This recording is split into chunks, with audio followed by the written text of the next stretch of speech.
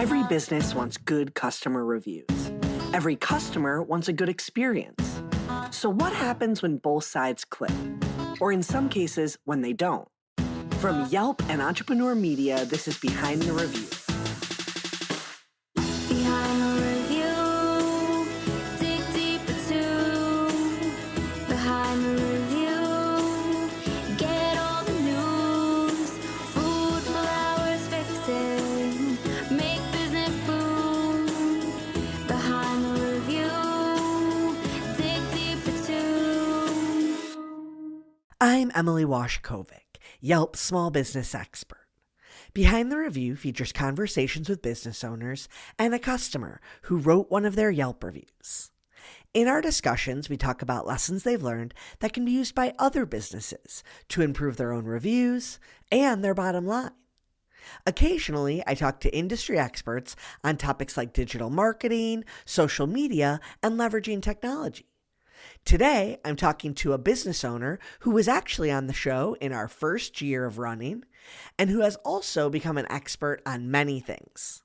I'll link that original episode in the show notes if you want to check it out.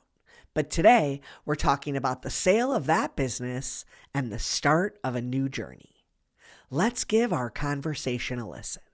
I'm so excited to be here today with Angela Shen. Angela was actually on Behind the Review over 2 years ago now, talking about her business, Savor Seattle, which is how we first met. I'm going to have her tell you a little bit about herself and that business, but so much has happened since that last episode. And today we're really going to talk more about your entrepreneurial journey, how that's looked as you've transitioned into another business now. So I don't need to give any more details away. Angela, why don't you introduce yourself and tell everyone about your journey in entrepreneurship, starting with Savor Seattle, and bring us to today. First of all, thanks, Emily, for having me on the show again. What a treat. As you mentioned, I started my journey as an entrepreneur in Seattle by launching a food tour company called Savor Seattle. So that was 15 years ago. Actually, now 17. Oh my gosh, I'm really dating myself. And I was new to Seattle, sight unseen, decided, having grown up in a restaurant family and having a love for food and seeing Seattle as an outsider and appreciating it for all that it was, thought, gosh, I should start a food tour company here. And so I did. And across 15 years, really grew that organically. I started as a one-woman show, leading tours myself of Pike Place Market, answering customer service phone calls from my car, and then ultimately growing it to be a team in peak season of 32, 35 people. And so it was an incredible journey. Then we come upon COVID. Record screech. And we closed all tours indefinitely. And our industry was hit very similar to hotels, airlines. We were hemorrhaging refunds and the world came to an end. So we pivoted. That was the magic word of 2020 to an entirely different business model. We figured if we couldn't bring people to the restaurants anymore and showcase what Seattle's food scene was about, then we would instead bring the food to the people. So we created curated food boxes that were all local purveyors. And every week within Pike Place, we would come up with a new box assortment with fresh market flowers even.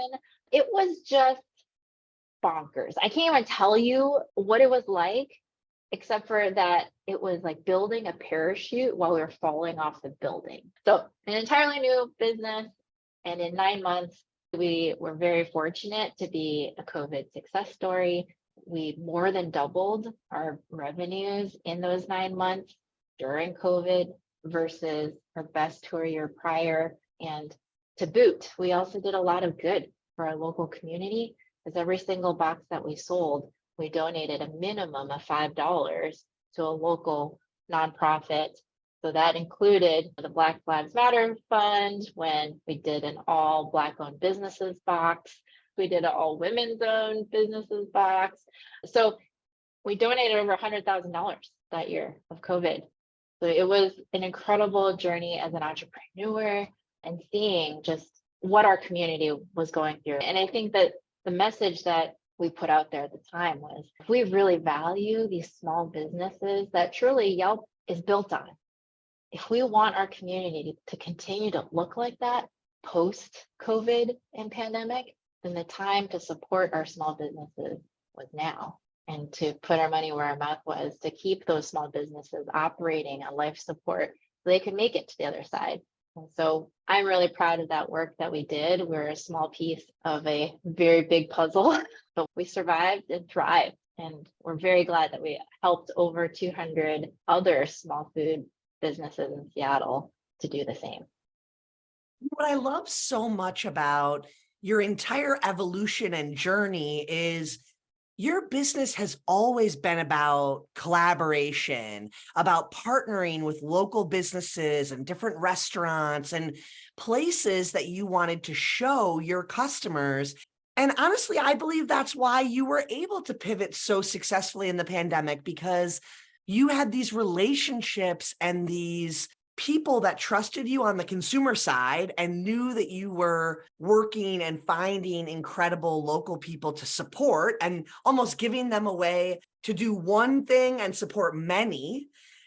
But it's also why you were able to find random places to pack those boxes, and just everything in the early days was happening because of years of foundation and relationship building you had done. Can you just talk a little bit about that? Because I think for many entrepreneurs, that's so integral to their success, is being able to collaborate and partner and form those relationships. Yeah, I really owe all of my wins, I would say, to reaching out to people in the community. And that's a really hard thing for me to come to terms with as an entrepreneur that is an introvert, believe it or not. Nobody believes me when I tell them that I'm a massive introvert. So it's funny that I owe so much of where I am today and how I got here because of reaching out. And sometimes I forget the frequency in which I did it, but I think I was really intentional, right? Seeking out the right pathways to get to where I needed to be. And frankly, sometimes you just don't know when a conversation with someone completely out of context will translate into something really meaningful. So even, for example, the sale of Savor Seattle happened to a local company, homegrown, because I ended up going out to dinner with a girlfriend who happened to know somebody who was involved with a business sale to homegrown. It's very odd how things happen. How did you decide that it was time to do that? And what was that process and decision making like for you? Because, I think some people, that's the ultimate goal. Like, when I retire, I'm going to sell my business. But at your stage, it was totally your choice to remove yourself. And a lot of entrepreneurs, I think, might see that as like folding the business or being done. And that's quite the opposite from what you did for yourself. Yeah. So backing up to Q4 of 2020, so right before we ultimately sold the company, I think it was a understanding of a couple of things. I've been leading Savor Seattle for 15 years. It was a very successful business, and it was very much my identity in entirety. And I would have probably continued to putter along if it hadn't been for COVID. Now, was I growing professionally?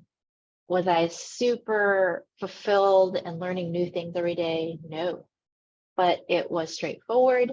I fought the hard fight to get to where I was, and I would have just probably kept going, even though I kind of felt like it was time for something new. So even pre-COVID, I was already looking at ways to expand and branch out. So I was looking at taking on freelance business consulting roles to be able to give back, take what I'd learned, help others grow and scale. So COVID happening, and then our massive business pivot was an opportunity for me to jump in and frankly prove to myself again that I was capable of still doing these massive changes and being in the trenches. And I did it. But I was like, you know what? Like, the thought of rebuilding Savor Seattle and tours from scratch, starting over. I'm not built for that. 15 years of work to restart it all over again, that wasn't for me. Even though I knew that I could do it and we'd get back to where we were, and then the value of the company would be way more valuable in 2 years because I have to prove out that we weren't just that COVID was permanent. I wasn't built that way. Now I'll share a personal story. What really convinced me that I wanted to exit at the time that I wanted to exit was because I don't want to wait for an external factor to make the decision for me. I didn't want to wait for someone else or something else to come in and take that choice away from me. If I didn't do it and I waited for something else to happen, I would regret that. So can't live with the price of regret, and being able to exit at the time that I wanted to and take care of my team. So they all had jobs with Homegrown. It made me feel really good that I picked the right place and the right people and the right time. For sure. And I think something you talked about with your identity being so intertwined in Savor Seattle and wanting a little bit of that separation, I think that's something so many entrepreneurs can understand. And I think sometimes it feels good when your business is everything that you want to be in non-human form, but there's also this big risk in making your identity and your business's identity the same. And I think in your journey of selling Savor Seattle and then rediscovering what you wanted to work on next, you had a unique experience of separating your identity from the business and then also being more conscious of how you define yourself going forward. Can you just talk about that and what that felt like to you, and maybe the points when it was hard, but you knew you made the right decision and you were progressing to a place you wanted to be? Oh, totally. The entire gamut and range of emotion is vast. The day that the transaction was official with a sale to Homegrown, I felt like this huge weight had been lifted from my shoulders. But then I also massively ugly cried the same night, like mourning of this incredible loss, even though I was, relieved, right? So it's my first child, it will always be. And so being okay separating, like, I don't know that I'll ever be fully okay. And I definitely watch from the sidelines and I'm like, oh, that's not what I would do as a parent. Or, oh gosh, is this child still going to be okay if I live with that? But I think the year and a half that followed after the sale, I was no longer owner of Savor Seattle. But interestingly enough, in the public eye, people still associated me as one and the same. In fact, I still held media interviews being the face of that business, even though I wasn't the owner anymore. It was very hard. And not only detaching myself from the identity of the company versus who am I, but then trying to figure out, well, what the heck am I going to do now? This was supposed to be what I was going to do. This was going to be my legacy. And ultimately, for the first time in my life, I actually had time to be a real human and start to learn about myself, then a lot more quality time with my significant other, my kids, myself, developing hobbies and interests. Like, what the heck are those? Like, when you're an entrepreneur, you're like, you don't have time, right? A hobby is scrolling Facebook posts before you fall asleep. Like, that's a hobby. So during that time, it really put the world into focus for me that at this stage of my life, I don't want another career or job that is going to consume me in the way that Savor Seattle did. It was an incredible journey and ride, but that whiplash of easy come, easy go, even though we were a success story from COVID, I just didn't want that weight anymore. And I also wasn't going to put all of my eggs in one basket. So Savor Seattle and COVID taught me that. So in this new chapter, I knew diversification was going to be key for me and be able to dabble in a couple different things. And then together, I get to define what success looks like today, which is very different than what it was when I first started in Seattle. We're going to take a quick break. Are you sick and tired of scrolling through social media and not seeing your business show up in the feed? On the new Restaurant Influencers podcast, you will learn how to tell your story online and how to be found. My name is Sean Walchef, and I will be interviewing the top leaders in the restaurant and hospitality space to help you with your smartphone storytelling. People have to get that. It is not just about what's on the plate anymore. We have teamed up with Entrepreneur Magazine, Yelp, and Toast, our primary point of sale partner, to bring you this weekly video series. Please subscribe so you do not miss an episode. And if you'd like to learn more about the show, visit us at calibbq.media.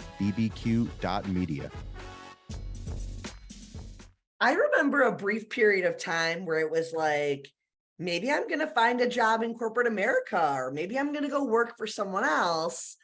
And ultimately, that wasn't the right direction for you. But I know that feeling of like, dang, is that safer? Is that better? And you got to the other side of it and found a happy medium between your first entrepreneurial journey and what you're doing today.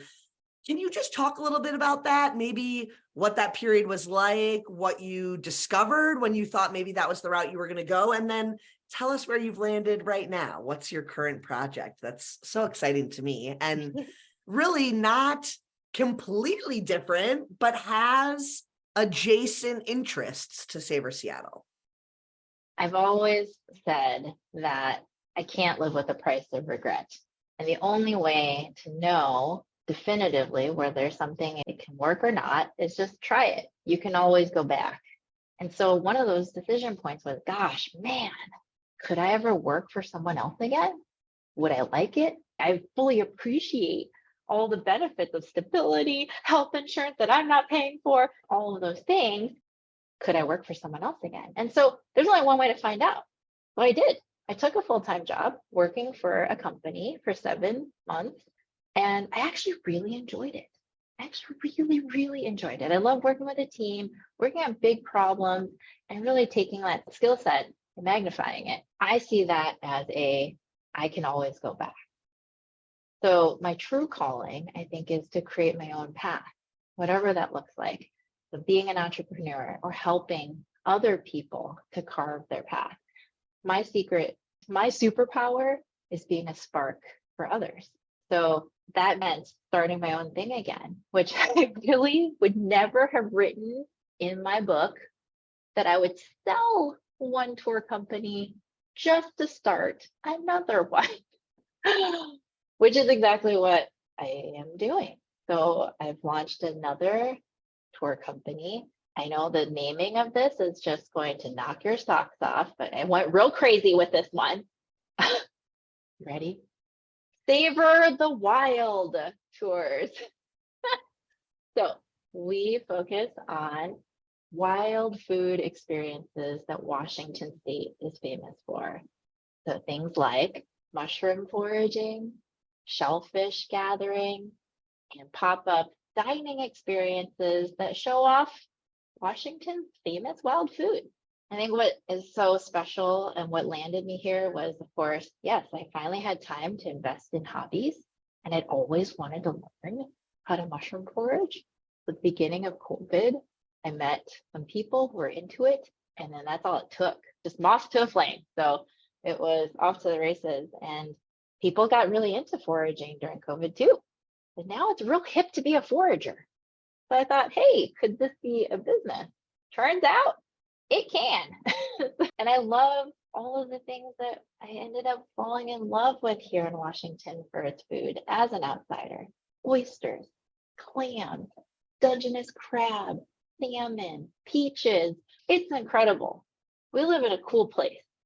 So as a visitor and as a local who lives here, there is nothing that gives you a sense of place better than being outside in the wild, finding your own food and then eating it. It just really scratches that like hunter-gatherer itch that's inside every single one of us. So our tagline is feed your wild side.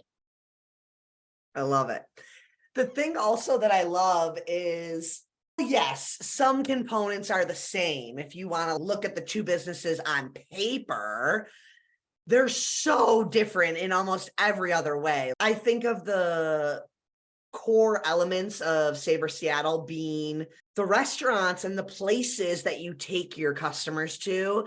And the core of Savor the Wild is really more the experience and the seasonality, but it really is completely different in terms of operationally and things like that, because you're taking people out into the environment and the world, not to here's a restaurant, here's a shop, here's a butcher. So the thread is really helping people discover cool and unique things, fueling people's desire to try different foods. But otherwise, it's pretty different. Yeah, so at this stage of my life, I am actually really excited to be hands-on in the business. I lead every one of these experiences myself. I create all of these product experiences.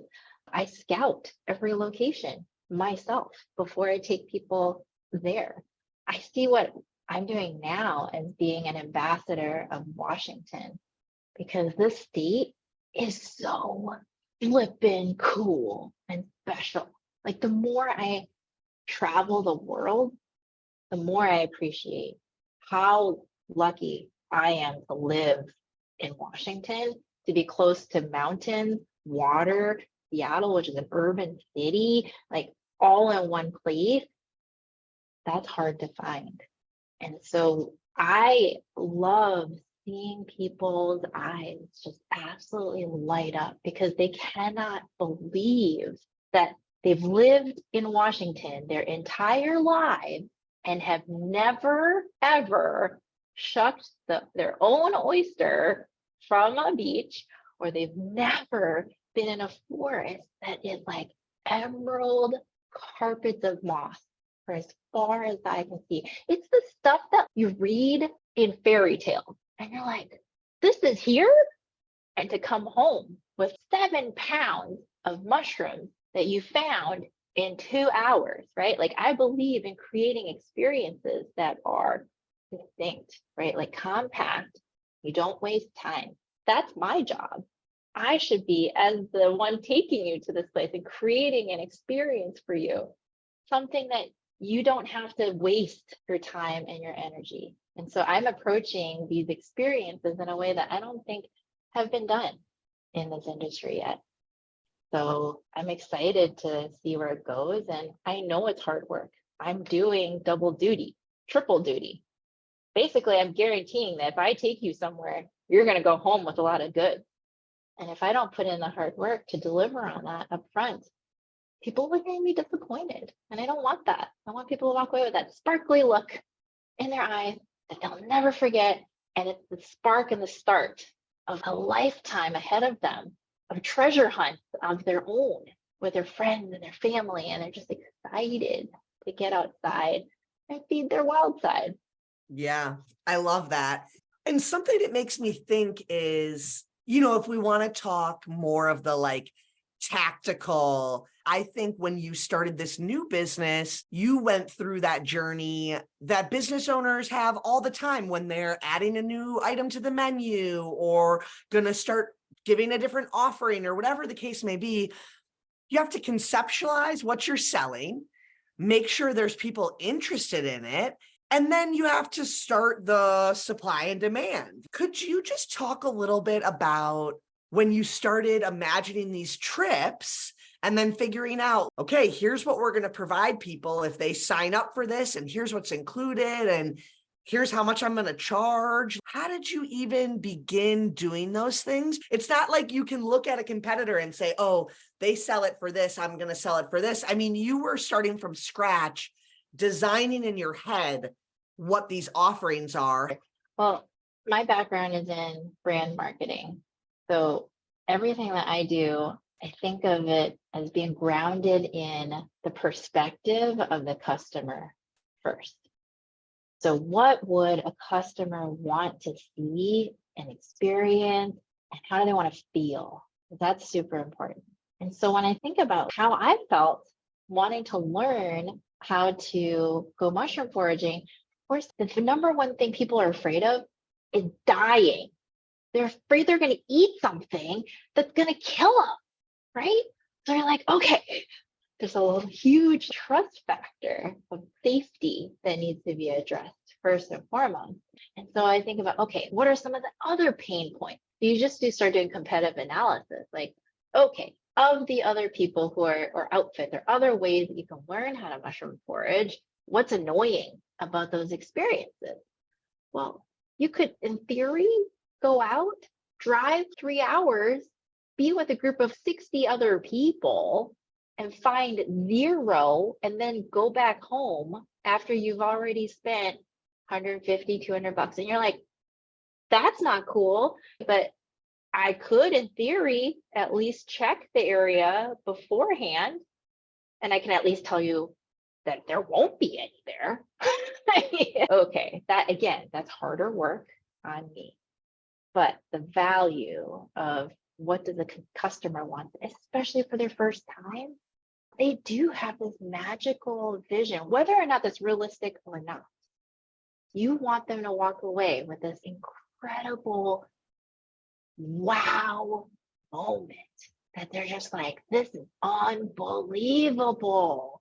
Washington is so cool. That's what you have to aim for. Nothing shy of that. And there's nobody who's doing that. And I feel like that is the best thing that I can do, is take what I've learned with Savor Seattle and create that for Savor the Wild and build those streams and memories. And yes, it won't be 30,000 people a year like we did before, maybe a couple hundred, maybe even 1,000. Think it real big here, but it's that personal touch, and that impact that we have is so much deeper, and it makes me happy. Truly, it makes me happy. And that is a marker of success that never was part of the equation before. It's incredible. And it's so important for people to remember that. And even if they're staying in the same business that they've been in for 15 years, you can still adjust your relationship to the business. You can set boundaries. You can diversify what your offerings are.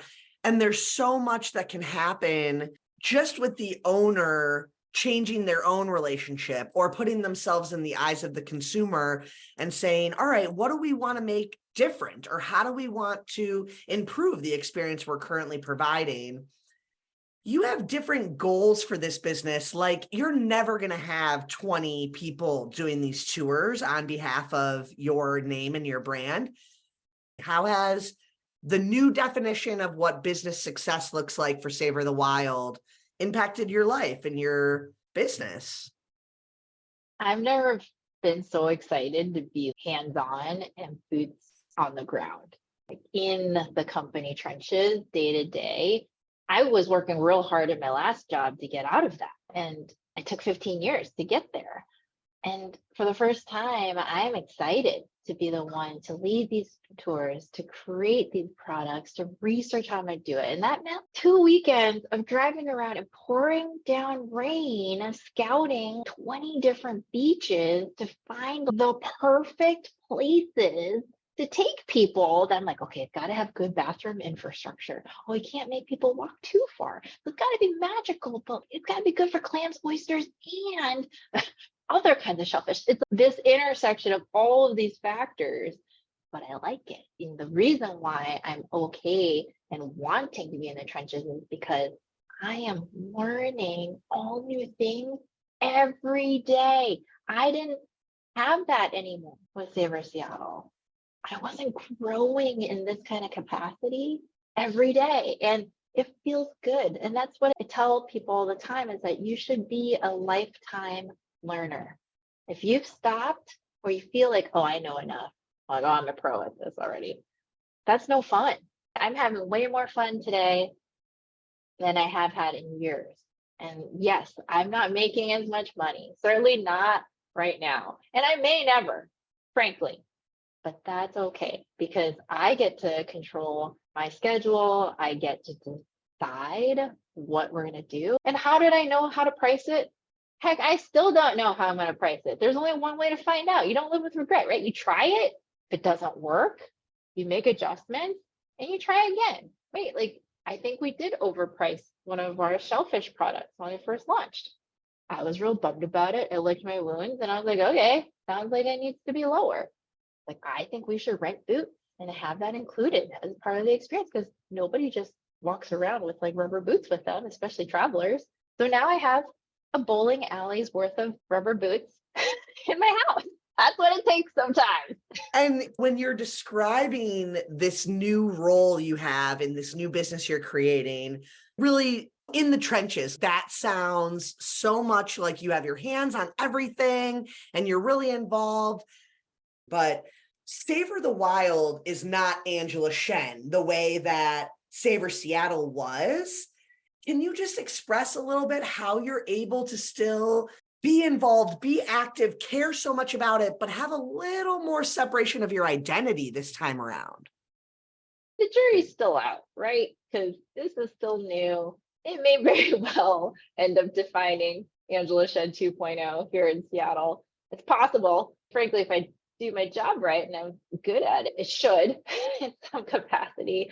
But I think this time around, because I don't have all of my eggs in one basket, I am also a business consultant. I also have another business, an e-commerce business that I run. And I've got kids and a fiance that I really like most of the time. So we'll see. And I really do think like I was lucky as an entrepreneur to have started a successful business early in my career. And so I have this privilege now of not having all of that pressure on me to say my success in life is defined by this one business.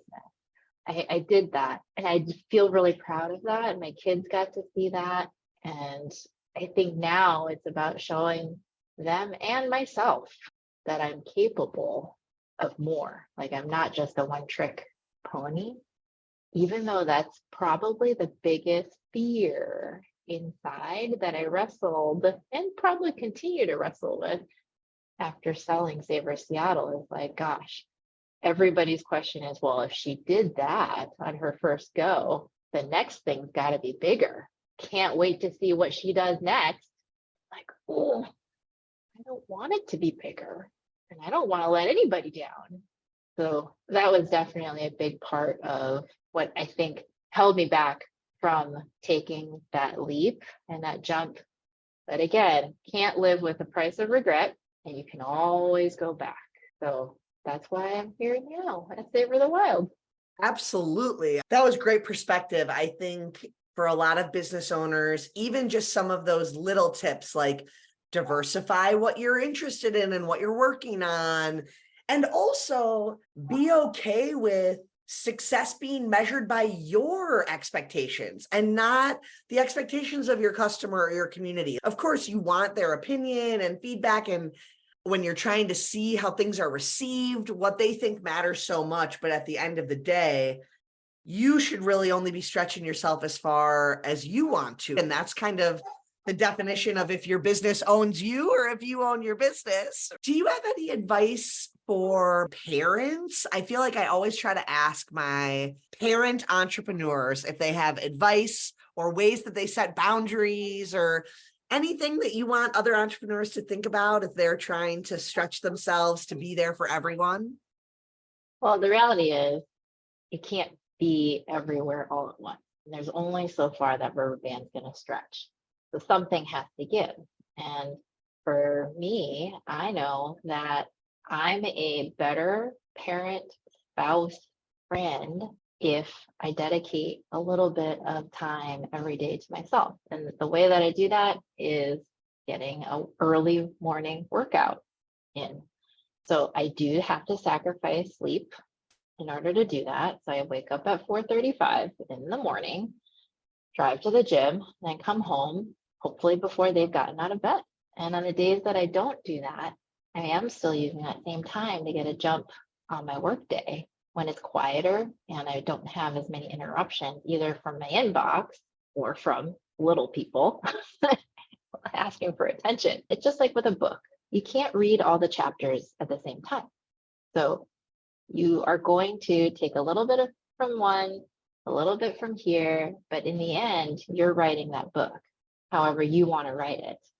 And that's just my approach. But I do know that the best version of me in the world, the most effective version of me in my business, means taking a little bit of time just for me every day. As we wrap up, I want to go back to something you mentioned earlier. You spoke about how you supported important causes and other small businesses with the boxes during the pandemic. I think this is so amazing to hear and for other small businesses to learn from. Can you speak more to how you promote inclusion and diversity in your business ventures?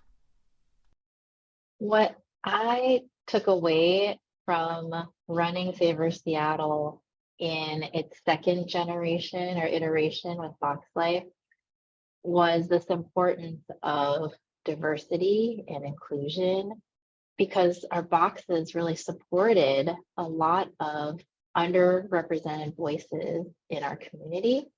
And I didn't fully realize how important that was to me until we were in it and we saw how hard our communities were hit.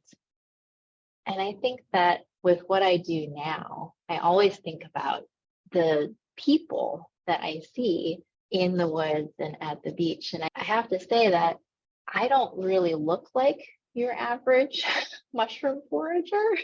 Most people I encounter in the woods look very different. And I think that that's really important for me to represent a safe place for all, that everyone is welcome. And not everyone's going to love that a young female Asian person is representing wild experiences in the state of Washington. But I don't care. And I think that's part of what my job is as being an ambassador, being true to who I am and being true to this place. And so I want to reiterate that all people, regardless of how they identify or what they're interested in and what they do for a living, everybody is welcome all the time. You really did such a great job of that when you were doing the different Give Back Box programs where you were celebrating different communities throughout Seattle.